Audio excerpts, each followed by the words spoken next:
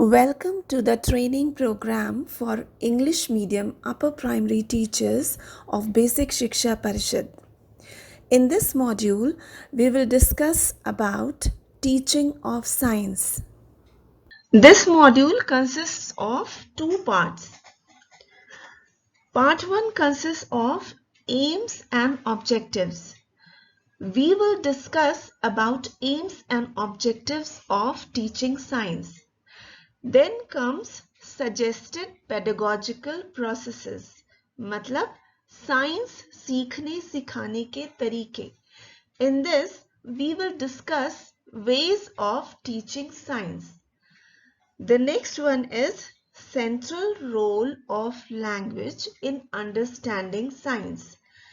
इसमें हम बात करेंगे किसी भी सब्जेक्ट में लैंग्वेज की इम्पोर्टेंस की. We will discuss how to connect science with the language. Then comes strategies to tackle language issues. Our students face language issues also. उसको कैसे डील करना है? We will talk about those strategies to deal with the issues. Then comes part 2.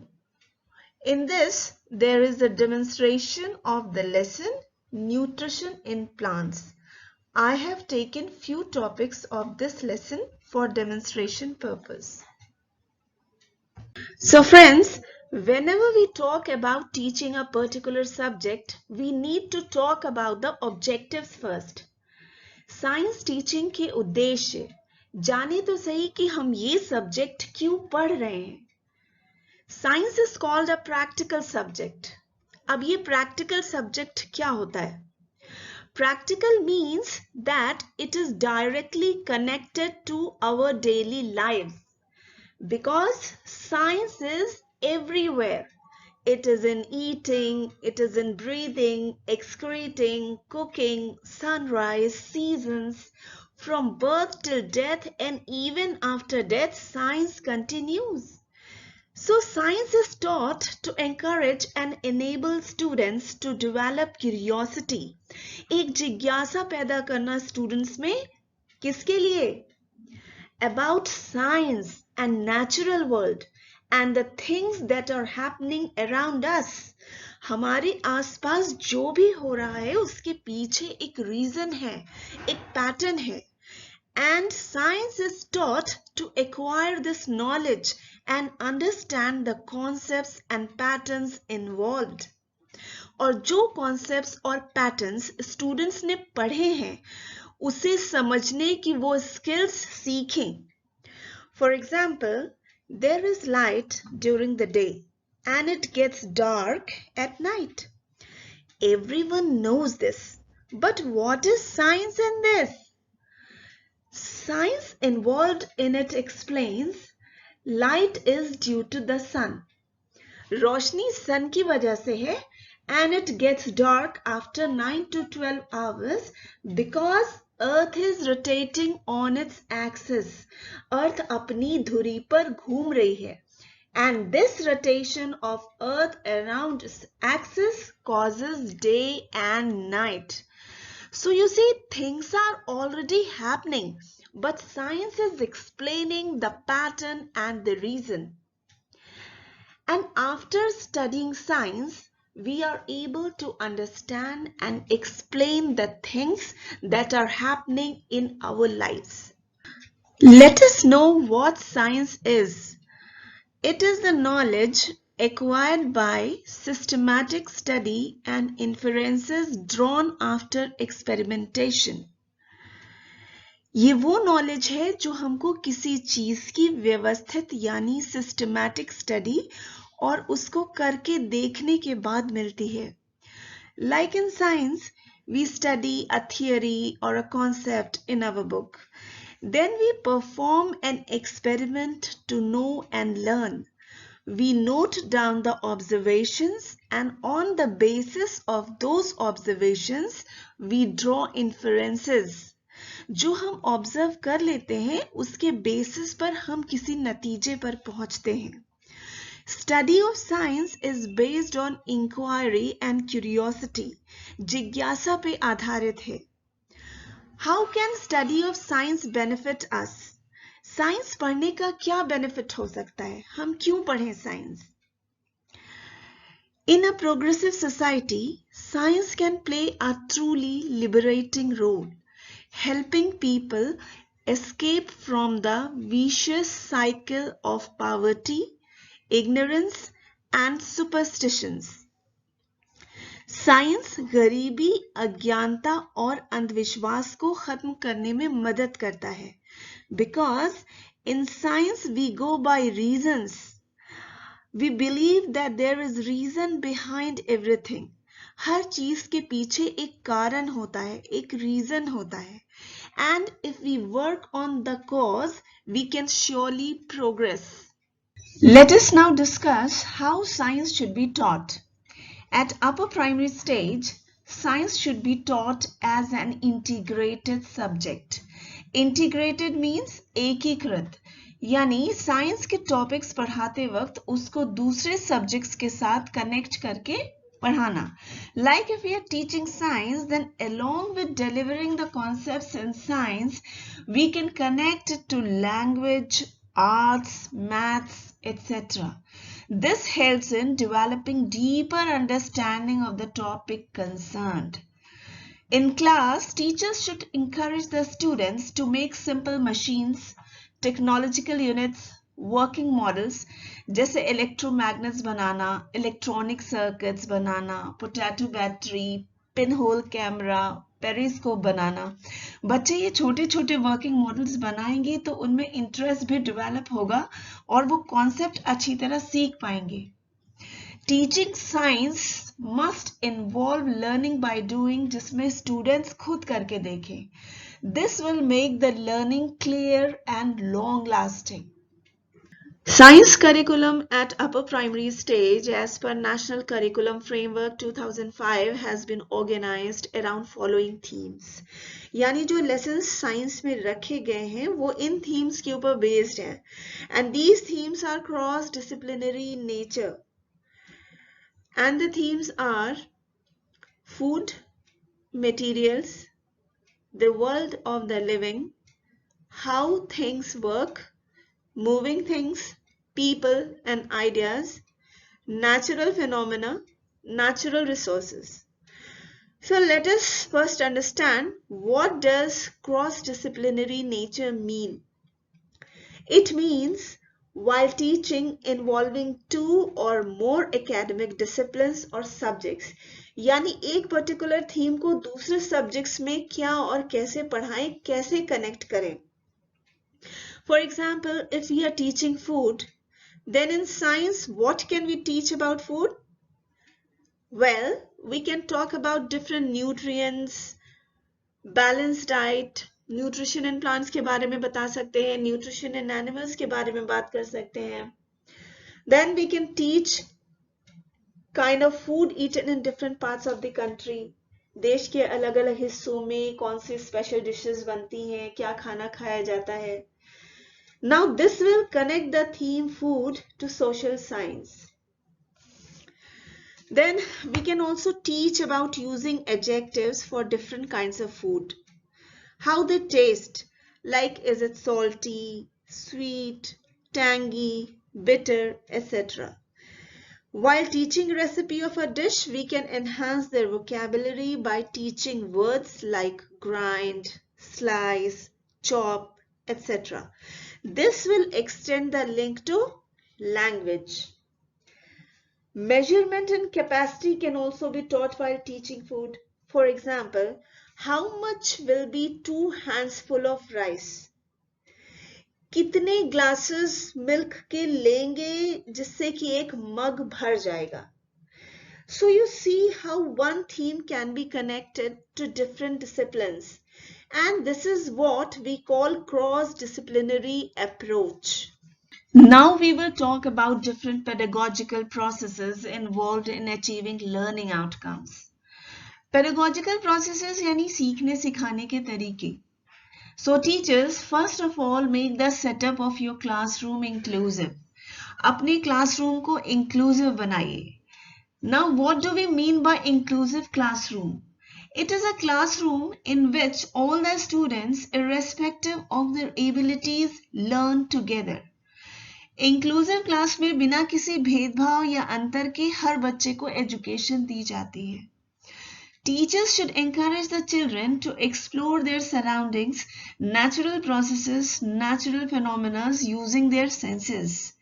बच्चों को encourage करिए कि वो अपने आसपास की चीजों को, प्रोसेसेस को देखें, सुने, जाने और समझें. नेचुरल प्रोसेसेस जैसे कि फोटोसिंथेसिस है, ट्रांसपिरेशन है, नेचुरल फिनोमेना जैसे ग्रेविटी. फॉर एग्जाम्पल, बच्चे ऊंचाई से एक फेदर का गिरना और एक स्टोन का गिरना ऑब्जर्व करें. Let them study and compare the two cases. Ask thought-provoking questions from the students using what if. ऐसे questions पूछिए जिससे बच्चे दिमाग पर जोर दें, सोचें. For example, you may ask, what would happen if all the trees disappear or die? यदि सब पेड़ मर जाएं तो क्या होगा? Let them think over it and present their views individually. Teachers should encourage the students to participate in various activities like role plays, debates, etc. बच्चों को रोल प्ले खुद प्लान करने दीजिए, उसकी स्क्रिप्ट खुद लिखने दीजिए, कैसे करना है ये सारी प्लानिंग उनकी खुद की हो. This will enrich their learning. कोई भी कॉन्सेप्ट जो आप पढ़ा रहे हो एक्सप्लेन करने में आईसीटी की हेल्प लीजिए. Various video clips are available on net related to the subject and you may show these to the children. Then teachers may give some tasks like comparing different trees. Let the children conduct survey and record their observations under various headings like leaves, stem, fruits, etc. Students को इन observations को compare करने को बोलिए. Ask them to analyze the data they have collected and draw inferences from that. जब students group work कर रहे हैं तो team work के values जैसे cooperation, collaboration, honesty, judicious use of resources यानी resources को समझदारी से use करना, ये सब develop होता है. So encourage the students to acquire these values and appreciate the same in others. In this, we will discuss the central role of language in understanding science. Learning science involves learning a new language, that is the language of science. But this language can be a major barrier to most students in learning science. जब language नहीं समझेंगे तो subject कैसे समझ पाएंगे? Language से ही ideas exchange होते हैं. It has been observed that the students experience problems in using scientific language, which can be a major block to their understanding and reasoning in science. So, to tackle these, good teachers will have strategies to help them develop understanding of scientific words. कुछ tricks या तरीके होने चाहिए teachers के पास ताकि students जो language को समझने में प्रॉब्लम्स फेस कर रहे हैं उसे दूर कर सकें. Now we will discuss why this approach is important. Language development and conceptual development are deeply linked. Let us first understand conceptual understanding. Concept यानी अवधारणा या किसी सब्जेक्ट में मन में आने वाले thoughts. Concept basically is a big idea which is present in learning objectives. Concept learning focus करती है अवधारणाओं यानी कॉन्सेप्ट्स को समझने में ताकि स्टूडेंट्स रोजमर्रा के एक्सपीरियंसेस की समझ बना सके और नॉलेज को डेली लाइफ से कनेक्ट कर सके. यानी इसमें व्यवहारिक ज्ञान पर स्ट्रेस दिया गया है. कॉन्सेप्ट डेवलपमेंट मीन्स अवधारणा का विकास.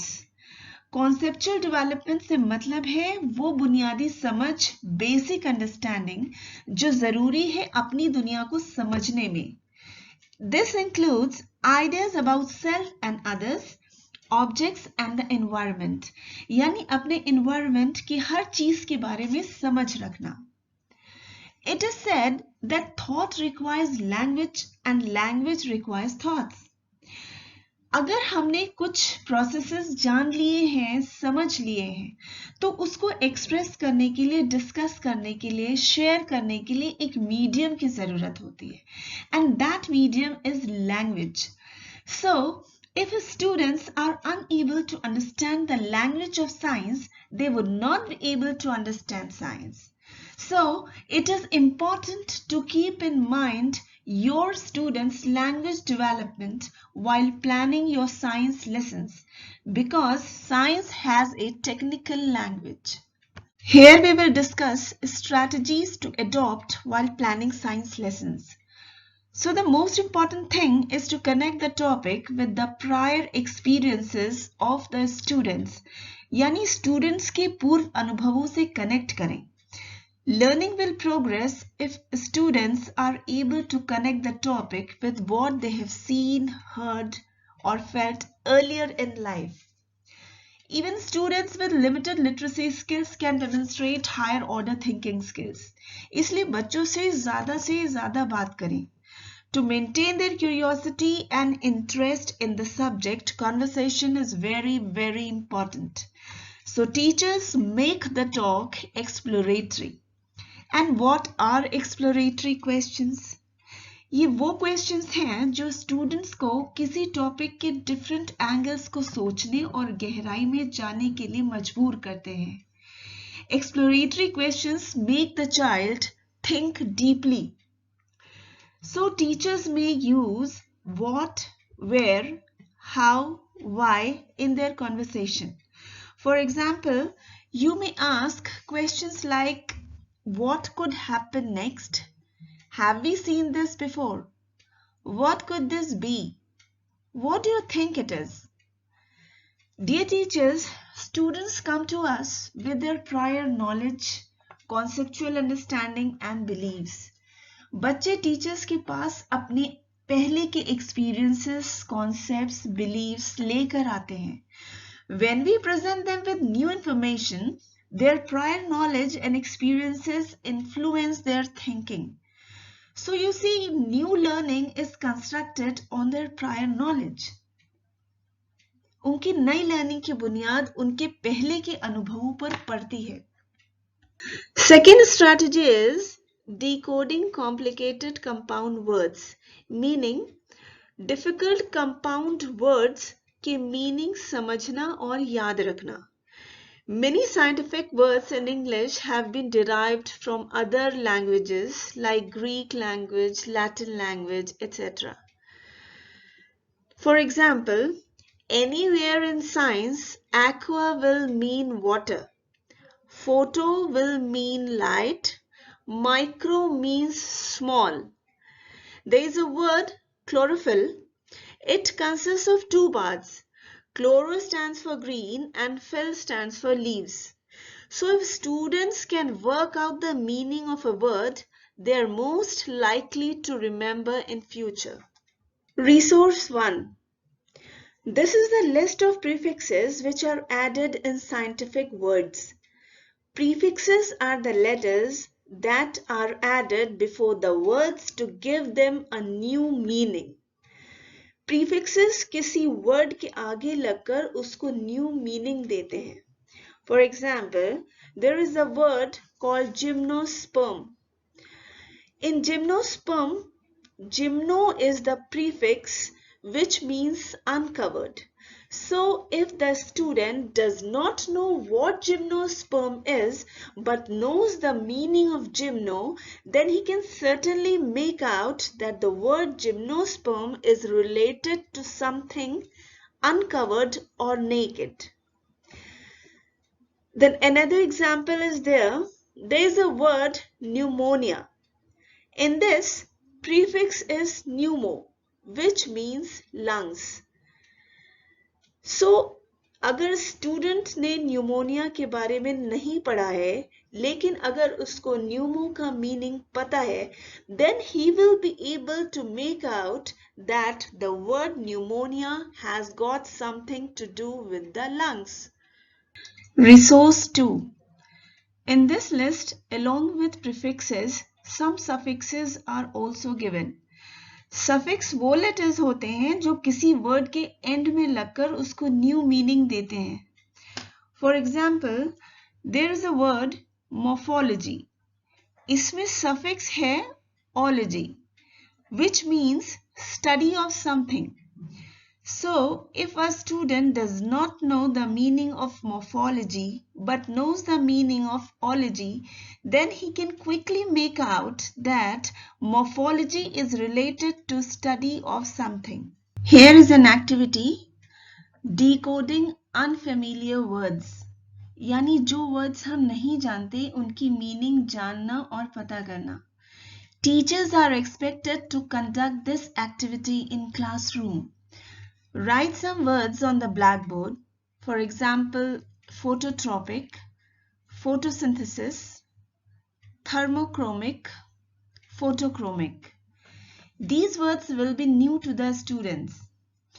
अब students से कहिए कि वो ऊपर दिए गए words की meaning नीचे दी गई list से समझकर लिखें. After decoding, let the students write the meaning of the words. This is the third strategy that can be used to promote the development of students' language. Provide key words. While making the lesson plans, teachers need to note down all the technical words of the lesson. यही words keywords हैं. These keywords can be the names like autotrophs, heterotrophs, processes like photosynthesis, transpiration, or concepts like law of gravitation, etc. Make a glossary यानी keywords की list उनके definition के साथ तैयार करिए. Write the keywords on a chart paper and hang it in classroom. Teachers are expected to use and repeat the keywords in class while teaching. Keywords का class में repetition बहुत ज़रूरी है. Here is an example which suggests what the keywords could be.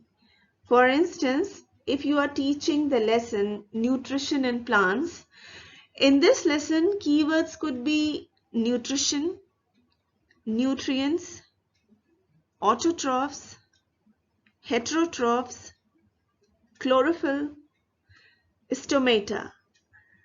We can play a game also based on these keywords. इसमें teacher एक keyword का definition देगा और स्टूडेंट से उस कीवर्ड को गेस करने के लिए बोलेगा. This game can be played vice versa too. Talk for learning. सीखने के लिए बातचीत. Teachers should encourage the students to talk and discuss the things they are learning and doing. जब बच्चे एक दूसरे से विचार शेयर करेंगे तो नई चीजें सीखने को मिलेंगी, न्यू अंडरस्टैंडिंग डेवलप होगी. Language is used as a tool for developing reasoning, knowledge and understanding because it is the medium through which we communicate and learn. कोई भी चीज हम लैंग्वेज के मीडियम से ही सीखते हैं. Teachers need to use and repeat the concepts and important keywords in class. Repetition and recapitulation से knowledge strong होती है. And the most important thing is to let the children talk. Respect their ideas and motivate them to speak. जब बच्चे बोल रहे हो तो उनको टोकिए मत. Don't interrupt the flow. When children know that their teachers are genuinely concerned for them, teachers respect them, then they try to give their level best in class. हर बच्चे के पास कुछ ना कुछ स्पेशल होता है. So teachers must believe that every child is capable of performing well. Now I am going to give you a demonstration. This demonstration class is based on the points we have discussed up till now. This lesson is taken from Science book of class 7 and name of the lesson is Nutrition in Plants, यानी पौधों में पोषण. I have taken few topics of this lesson for the demonstration. Hello children. Today we are going to start a new lesson. आज हम लोग एक नया पाठ यानी एक नया लेसन शुरू करेंगे. लेसन का नाम है nutrition in plants. First we will read aloud यानी हम पहले आवाज के साथ लेसन पढ़ेंगे. पहले मैं पढ़ूंगी और आप अपनी बुक में उस वर्ड के ऊपर अपनी उंगली रखकर मेरे पीछे उस वर्ड को रिपीट करेंगे यानी दोहराएंगे. So children, here we go. Nutrition in plants. Nutrition. A process by which a living organism takes in food and uses it for growth and carrying out the basic activities of life. Nutrient.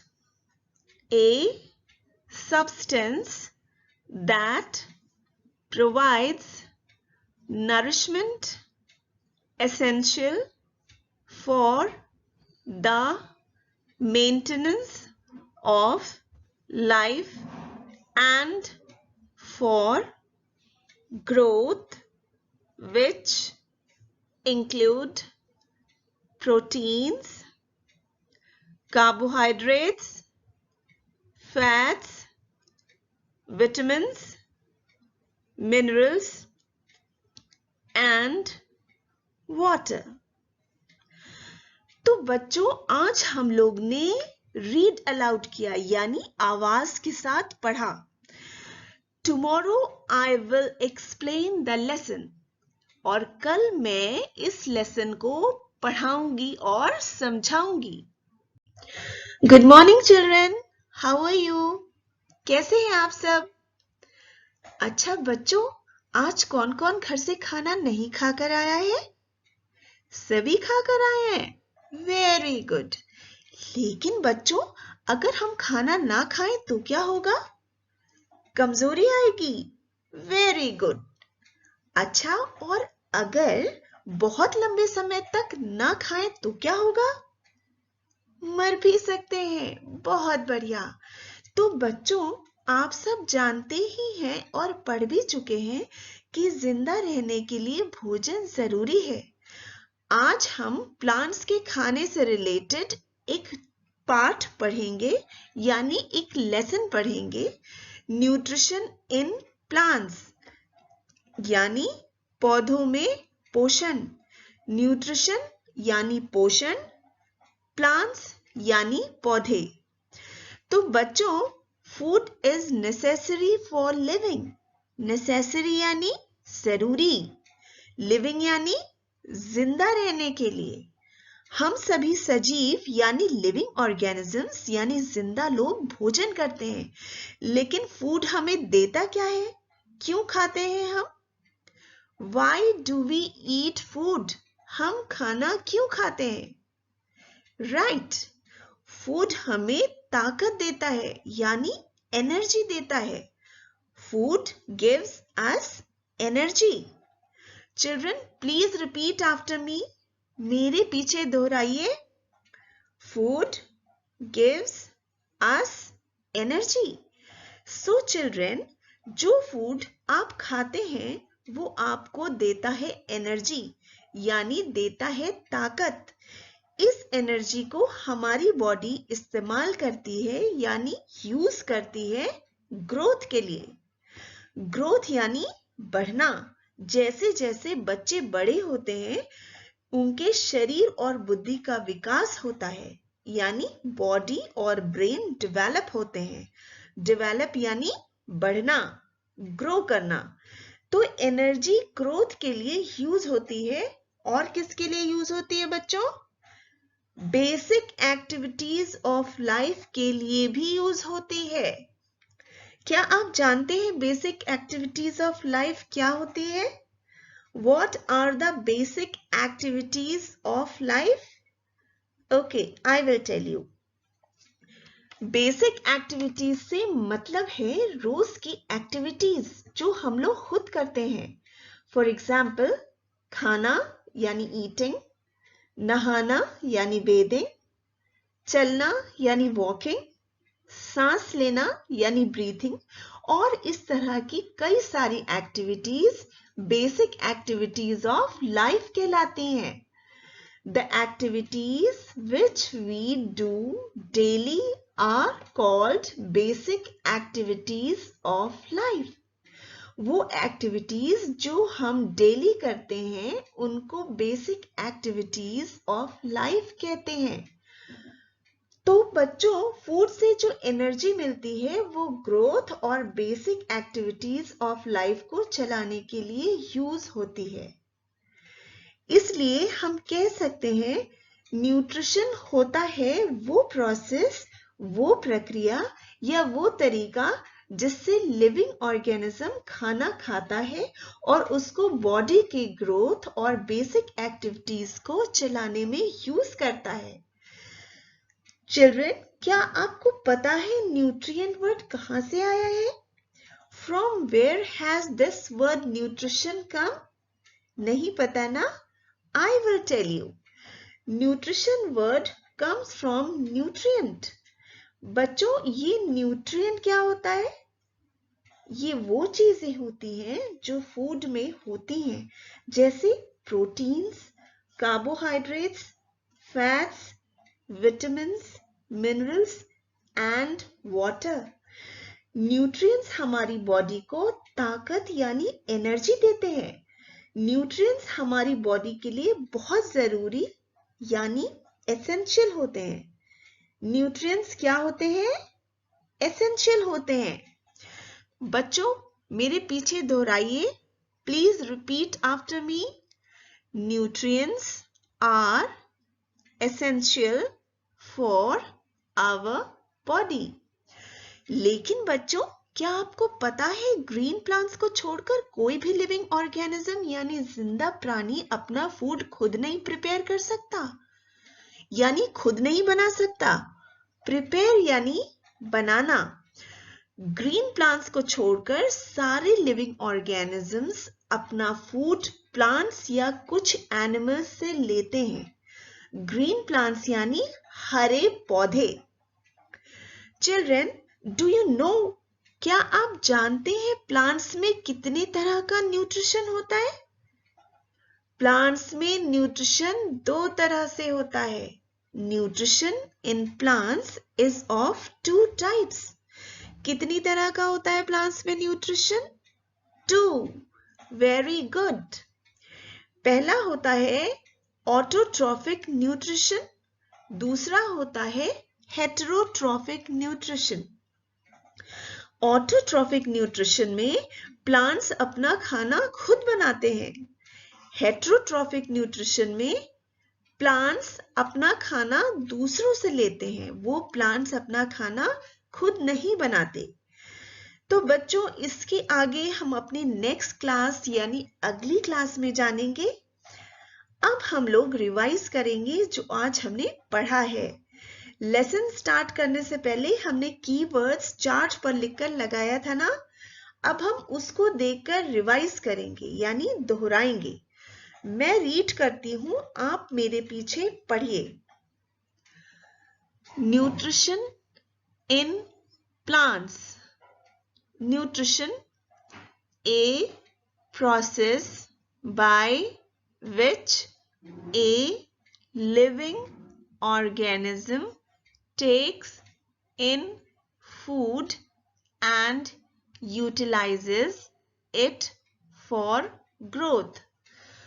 Food gives us the energy to carry out the basic activities of life. Nutrient, a substance that provides nourishment essential for the maintenance of life and for growth, which include proteins, carbohydrates, fats, vitamins, minerals and water. तो बच्चों, आपको पता है opposites क्या होते हैं?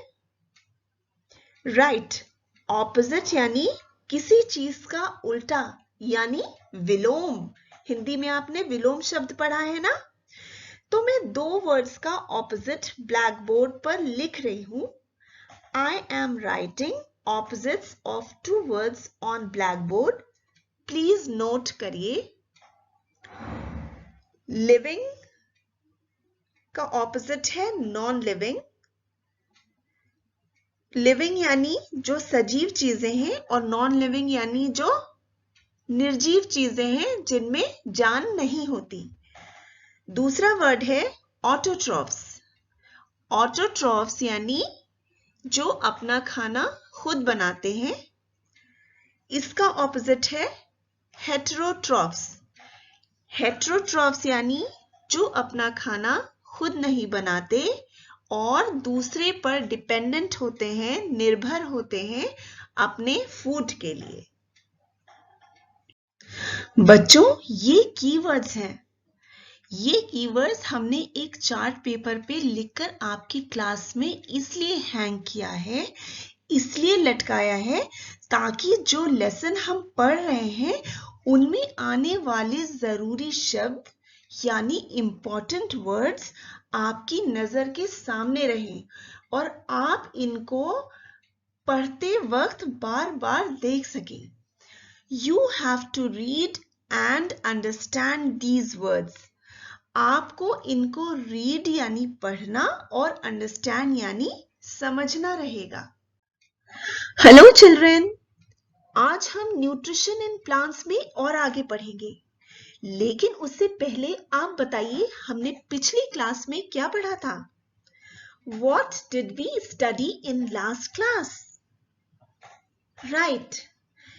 Nutrition पढ़ा था, न्यूट्रिएंट्स पढ़ा था और प्लांट्स में टाइप्स ऑफ न्यूट्रिशन पढ़ा था। इस क्लास में हम और आगे पढ़ेंगे। जैसा कि हमने पढ़ा था, there are two types of nutrition. Plants में दो तरह के न्यूट्रिशन होते हैं, autotrophic nutrition and heterotrophic nutrition.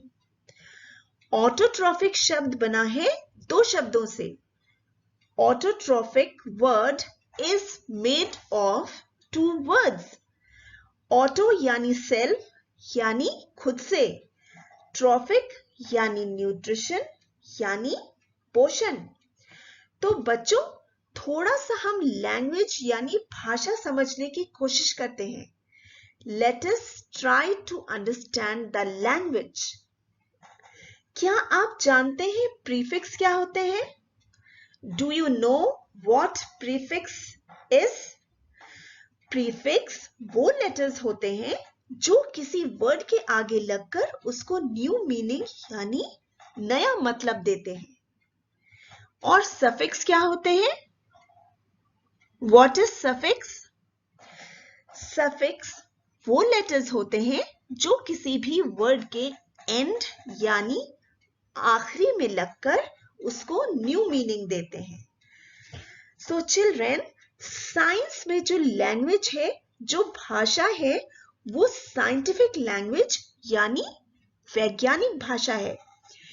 इसके बहुत सारे वर्ड्स दूसरी लैंग्वेज से लाए गए हैं। Many words are from other languages.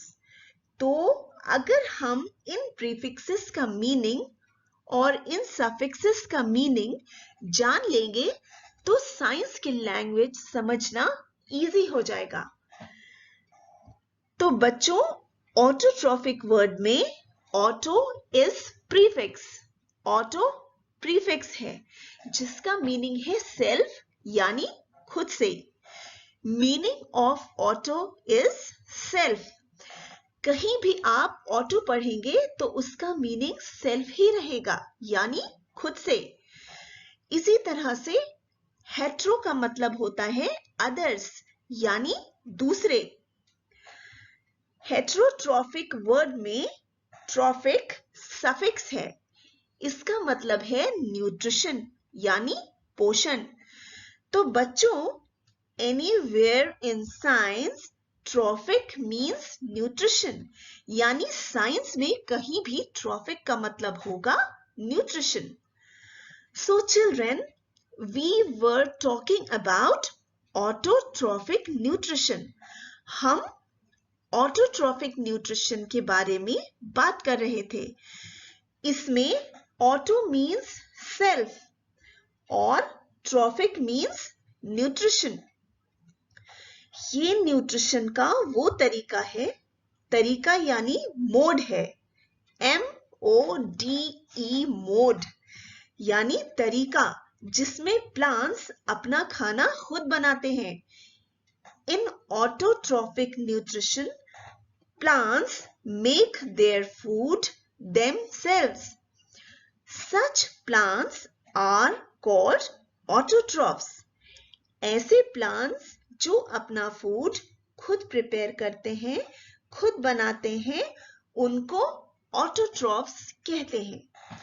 तो बच्चों, ऑटोट्रॉफ्स में कौन से प्लांट्स आते हैं? All the green plants are autotrophs.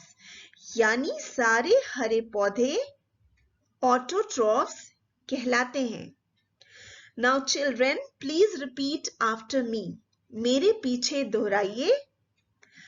Plants which make their food themselves are called autotrophs. अब हम बात करेंगे हेट्रोट्रॉफिक की। Heterotrophic nutrition. Heterotrophic word is made of two words. दो वर्ड से मिलकर बना है। हेट्रो मीन्स अदर्स यानी दूसरे, ट्रॉफिक मीन्स न्यूट्रिशन यानी न्यूट्रिशन का वो तरीका जिसमें फूड के लिए प्लांट्स दूसरे ऑर्गेनिजम्स पर डिपेंडेंट हैं या निर्भर हैं, और ऐसे प्लांट्स को हेट्रोट्रॉफ्स कहते हैं। Such plants are called heterotrophs. Children, please repeat after me. Plants which are dependent on others for food are called heterotrophs. तो बच्चों, क्या आपको पता है कि हेट्रोट्रॉफ्स होते कितनी तरह के हैं? Do you know how many kinds of heterotrophs are there? Heterotrophs 4 types के होते हैं. Heterotrophs are of 4 types. A. Saprophytic plants. B. Parasitic plants. C. Symbiotic plants. And D is insectivorous plants. तो बच्चों, हमने आज ऑटोट्रॉफिक न्यूट्रिशन और heterotrophic nutrition के बारे में पढ़ा है. Today we have studied about autotrophic nutrition and heterotrophic nutrition. Now we will revise what we have studied. अब हम दोहराएंगे जो हमने पढ़ा है. हमने पढ़ा है ऑटोट्रॉफ्स यानी वो पौधे, वो प्लांट्स जो अपना खाना खुद बनाते हैं, और हेट्रोट्रॉफ्स यानी वो प्लांट्स जो अपना खाना खुद नहीं बनाते, वो दूसरे पर डिपेंड होते हैं अपने खाने के लिए। अच्छा बच्चों, अब थोड़ा सा हम लैंग्वेज के बारे में बात करेंगे। आप ये बताइए कि ऑटोट्रॉफिक में प्रीफिक्स क्या है? What is prefix in autotrophic? Right. Auto is the prefix in autotrophic. अब बताइए कि हेट्रोट्रॉफिक में सफिक्स क्या है? What is suffix in word heterotrophic? Right. Heterotrophic में ट्रॉफिक सफिक्स है। तो चिल्ड्रन, अब इसके आगे हम नेक्स्ट क्लास में पढ़ेंगे। तब तक आप रिवाइज करते रहिएगा जो आज हमने पढ़ा है। Good morning children. Last class में हमने क्या पढ़ा था? राइट, हमने पढ़ा था autotrophic nutrition and heterotrophic nutrition, और उसमें पढ़ा था कि ऑटोट्रॉफ्स वो प्लांट्स हैं जो अपना खाना खुद बनाते हैं। और आज हम पढ़ेंगे कि ऑटोट्रॉफ्स खाना कैसे बनाते हैं। How do autotrophs prepare their food? तो बच्चों, आपने देखा होगा आपके घर में एक किचन है, यानी रसोई है। आपका फूड वहां बनता है। अच्छा बच्चों, अगर हमको दाल बनानी है तो कैसे बनाएंगे? राइट, हमको दाल, पानी, नमक, मिर्च चाहिए होगी और चाहिए होगी आग। बिना आग जलाए दाल तो पकेगी नहीं। उसी तरह से ग्रीन प्लांट्स को फूड बनाने के लिए कुछ चीजें चाहिए होती हैं, जैसे कार्बन डाइऑक्साइड जो कि एक गैस है, और चाहिए होता है वाटर, सनलाइट यानी सूरज की रोशनी, और chlorophyll. All the green plants prepare their food using water and carbon dioxide in the presence of sunlight and chlorophyll. This process is called photosynthesis. सारे हरे पौधे अपना खाना बनाते हैं क्या यूज करके? पानी, कार्बन डाइऑक्साइड, सूरज की रोशनी और क्लोरोफिल यूज करके। तो बच्चों, ये फोटोसिंथेसिस वर्ड दो वर्ड से मिलके बना है। Word photosynthesis is made of two words, photo and synthesis. Photo यानी लाइट यानी रोशनी, सिंथेसिस यानी बिल्डअप यानी बनाना। ग्रीन प्लांट्स कार्बन डाइऑक्साइड लेते हैं हवा से यानी एयर से, पानी लेते हैं सॉइल से यानी मिट्टी से। प्लांट्स में वाटर यानी पानी कैसे एब्जॉर्ब होता है, कैसे सोखता है? एब्जॉर्ब का मतलब होता है सोखना। तो कैसे सोखता है प्लांट? राइट, जड़ से यानी रूट्स से। जड़ को रूट्स कहते हैं। और लीव्स तक पानी कैसे जाता है? How is water carried to the leaves?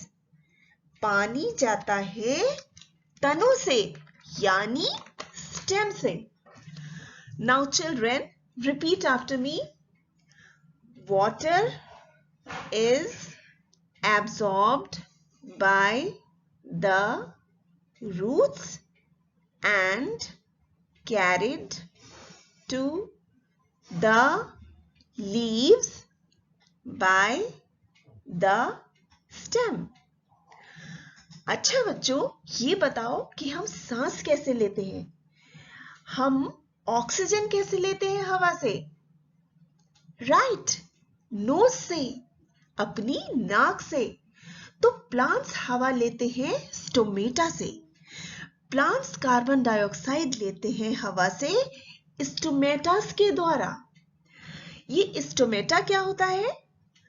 बच्चों, पत्तियों पर यानी लीव्स पर छोटे छोटे पोर्स यानी छेद होते हैं, जिनको हम स्टोमेटा कहते हैं। Air enters the leaves through stomata. Children, please repeat after me. Air enters the leaves through stomata. बच्चों, क्या आपको पता है कि पत्तियां ग्रीन यानी हरी क्यों होती हैं? नहीं पता? मैं बताती हूँ। लीव्स यानी पत्तियां ग्रीन इसलिए होती है क्योंकि उसमें ग्रीन पिगमेंट क्लोरोफिल होता है। Leaves contain green pigment called chlorophyll. हरे रंग का एक पिगमेंट होता है जिसे क्लोरोफिल कहते हैं। क्लोरोफिल का काम होता है सनलाइट एब्जॉर्ब करना, यानी सूरज की रोशनी सोखना। तो बच्चों, ये जो वर्ड क्लोरोफिल है, ये भी दो वर्ड से मिलकर बना है। Word chlorophyll is made of two words, chloro and fill. Chloro का मतलब है ग्रीन यानी हरा और फिल का मतलब है लीव्स। अब बच्चों, ये बताओ कि क्लोरोफिल में सफिक्स क्या है? सही पहचाना, इसमें सफिक्स है फिल। फिल का मतलब है लीफ। तो बच्चों, अब हम थोड़ी देर का ब्रेक लेंगे और तब आगे पढ़ेंगे। हाँ, तो बच्चों, हम पढ़ रहे थे कि लीव्स में क्लोरोफिल होता है जो सनलाइट एब्जॉर्ब करता है यानी सोखता है, क्योंकि फोटोसिंथेसिस बिना सनलाइट के नहीं हो सकता। अच्छा बच्चों, क्या आपको पता है, डू यू नो, लीव्स को किचन ऑफ प्लांट्स कहा जाता है, यानी प्लांट्स की रसोई। Why leaves are called kitchen of plants? पत्तियों को प्लांट्स की रसोई क्यों कहा जाता है? क्योंकि because food is prepared in leaves. Food leaves में प्रिपेयर होता है। Children, please repeat. Food is prepared in leaves. तो बच्चों, लीव्स क्या करती हैं? वो कन्वर्ट करती हैं यानी बदलती हैं वाटर और कार्बन डाइऑक्साइड गैस को ग्लूकोज और ऑक्सीजन में, क्लोरोफिल और सनलाइट की प्रेजेंस यानी उपस्थिति में। चिल्ड्रन, प्लीज रिपीट आफ्टर मी।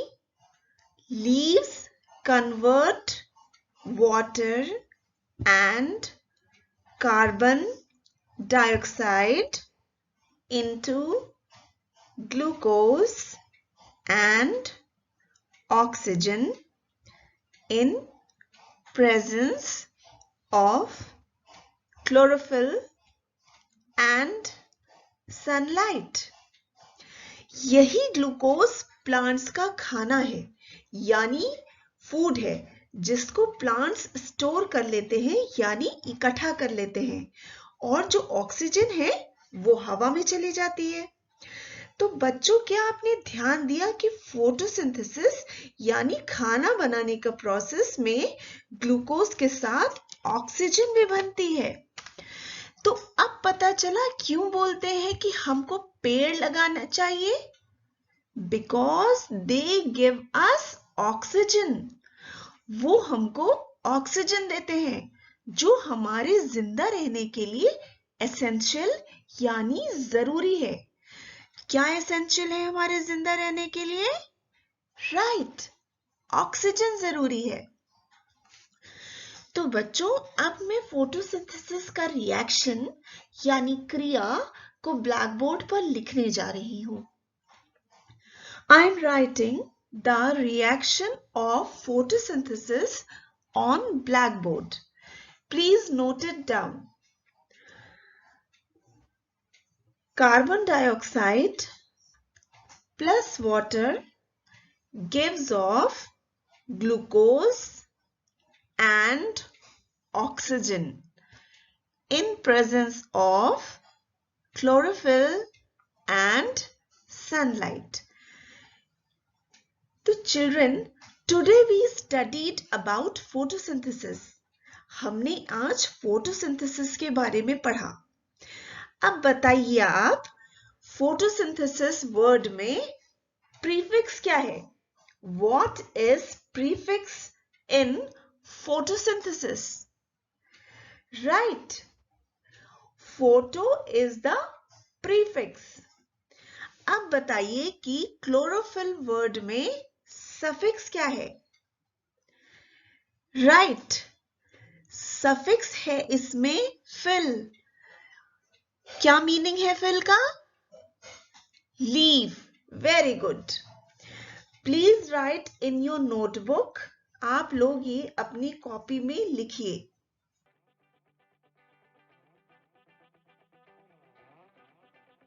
बच्चों, डायग्राम के बाद अब हम कीवर्ड्स रिवाइज करेंगे जो हमने चार्ट पर लिखा था.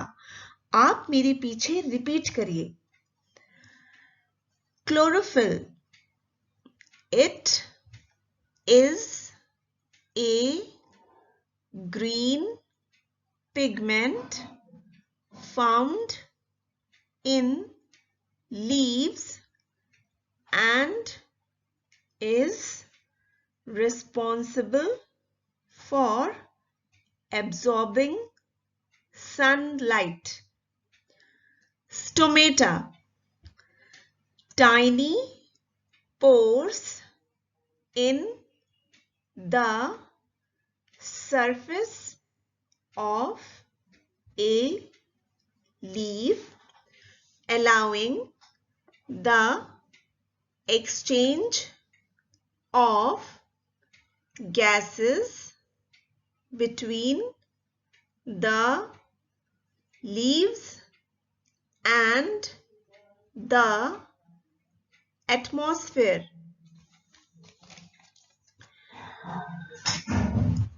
तो बच्चों, अभी तक हमने क्या-क्या पढ़ा है? हमने पढ़ा है न्यूट्रिशन के बारे में. Nutrients, mode of nutrition, autotrophs, heterotrophs, preparation of food in autotrophs. Autotrophs में खाना कैसे बनता है, प्रोसेस ऑफ फोटोसिंथेसिस. तो अब मैं कुछ क्वेश्चंस आपको दे रही हूं. I am giving you few questions. आपको इनके आंसर्स पता करके लिखने हैं कॉपी में. You have to find out the answers and write in your copy. Question number 1. What is the name of the green pigment found in leaves? यानी leaves में जो हरा पिगमेंट मिलता है उसका नाम बताना है आपको. Question number 2. What is the name given to the plants which don't prepare their own food? यानी जो प्लांट्स अपना फूड खुद नहीं बनाते उनको क्या कहते हैं? Question number 3. What are the final products of photosynthesis? यानी photosynthesis में क्या products बनते हैं? यानी process of photosynthesis क्या बनाता है? Question number 4. How does the carbon dioxide enter the leaves? यानी कार्बन डाइऑक्साइड गैस लीव्स में किस तरह से आती है? Question number 5. Name some nutrients essential for the growth and maintenance of the body. कुछ न्यूट्रिएंट्स के नाम लिखिए जो हमारी बॉडी के ग्रोथ यानी वृद्धि के लिए जरूरी हैं. This is a note for the teachers. Teachers, please ensure, teachers ये सुनिश्चित करें Read aloud both by teachers and the students in the beginning of the lesson. Lesson start करने से पहले सस्वर वाचन यानी रीड अलाउड क्लास में जरूर हो, यानी टीचर वो वर्ड बोले और बच्चे अपनी बुक में उस वर्ड के ऊपर उंगली रखकर उस वर्ड को सही प्रोनाउंसिएशन के साथ रिपीट करें. Reading is very much required with correct pronunciation. Teachers, please give enough practice of listening, speaking, reading and writing skills. इन चारों स्किल्स पे बेस्ड बहुत सारी एक्सरसाइजेस बच्चों को प्रैक्टिस करने के लिए दीजिए. Make good use of ICT. आप जब भी पढ़ा रहे हो तो try to integrate the content with ICT. उन टॉपिक से रिलेटेड ऑडियो विजुअल क्लिप्स बच्चों को जरूर दिखाइए. Please focus on learning by doing. जो भी कॉन्सेप्ट आप बता रहे हैं, please try your level best to make the children do it. Dear teachers, here we come to the end of this training module. Hope you will use this module to enrich your teaching. Thank you.